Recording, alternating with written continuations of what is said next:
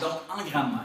En grammaire, la phrase de base, il y a deux constituants absolument obligatoires. Il y a le groupe sujet et le groupe du verbe. Le groupe sujet est obligatoirement composé par au moins un groupe du nom. On va voir plus tard, on va préciser des petites choses plus tard sur qu'est-ce qui est un groupe du nom, qu'est-ce qui ne l'est pas, etc. Par contre, il faut que tu saches que si on va avec un gros portrait de la phrase, deux groupes obligatoires, le groupe sujet et le groupe du verbe. Le groupe sujet, évidemment, c'est de quoi ou de qui on parle dans la phrase.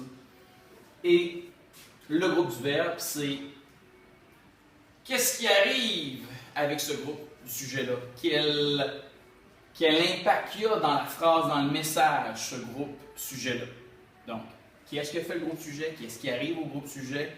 Bon, on se comprend, c'est des choses que tu as déjà parlé avec tes enseignants de façon durant les années précédentes. Bref, le groupe sujet, qui est toujours composé d'un groupe du nom, ça peut être Laurence, ça peut être elle, ça peut être la grande dame, mais ce groupe sujet-là a un impact sur un groupe du verbe. Le groupe du verbe est obligatoirement composé, évidemment, d'un verbe et généralement d'un complément à ce verbe-là.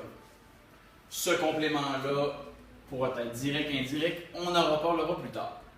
Pour l'instant, sachons qu'il y a le groupe sujet et le groupe du verbe et que sans l'un de ces deux constituants-là obligatoires, il n'y a pas de véritable phrase. Pardon, un reston de céréales. Donc, groupe sujet, Laurence joue au basketball, elle joue au basketball, la grande dame joue au basketball. C'est une phrase complète parce qu'il y a un groupe sujet et il y a un groupe du verbe. Le groupe du verbe, des fois, il y a juste un verbe dedans. C'est-à-dire que j'aurais pu dire cette phrase toute simple, elle joue, point. Et techniquement, ça aurait été une phrase complète. Groupe sujet plus groupe du verbe. Par contre, pour préciser l'information que je veux mettre dans ma phrase, j'ai ajouté un complément à mon verbe. C'est-à-dire qu'elle joue au basketball. Ah, c'est beaucoup plus précis. Jouer à la ringuette, jouer au badminton, ce n'est pas la même chose que jouer au basketball.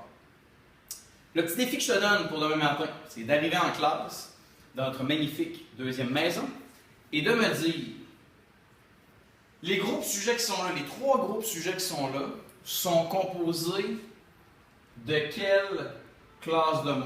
Donc, Laurence, c'est quelle sorte de mots? Elle, c'est quelle sorte de mots? Et la grande dame, à quelle classe de mots appartiennent ces mots-ci? Donc, petit défi, de casser que ça c'est ces groupes du nom-là. Et on se rappelle que pour avoir une phrase complète, groupe du nom, groupe sujet, pardon, qui est un groupe du nom, plus groupe du verbe, où il y a obligatoirement au moins un verbe. Là-dessus, merci et bonne fin de soirée.